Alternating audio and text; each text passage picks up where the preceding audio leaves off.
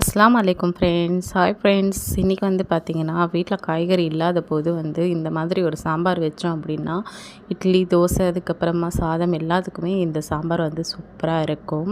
அதுக்கு வந்து பார்த்திங்கன்னா ஒரு கப்பு போல் பருப்பு போட்டு அதில் நல்லா வாஷ் பண்ணிக்கோங்க. வாஷ் பண்ணிவிட்டு அதுக்கப்புறமா வந்து ஒரு 5-6 பச்சை மிளகா, 2 தக்காளி, அரை வெங்காயம், அதுக்கப்புறமா கொஞ்சோண்டு சீரகம் போட்டு ஒரு விசில் வந்து போட்டு எடுத்துக்கலாம். ஒரு 4 விசில் போல்.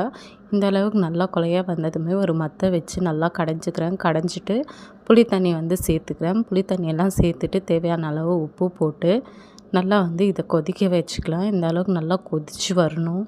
கொதித்து வந்ததுக்கப்புறமா வேறு ஒரு பாத்திரத்தில் எண்ணெய் சேர்த்து கடுகு போட்டு கடுகு நல்லா வெடித்து வந்ததுமே வந்து சீரகம் போட்டு மறுபடியும் ஒரு அரை வெங்காயம் போட்டு 4 காஞ்ச மிளகா போட்டு தாளிச்சிட்டு நல்லா பொன்னிறமாக தாளிக்கணும். அப்போ தான் வந்து சூப்பராக இருக்கும்.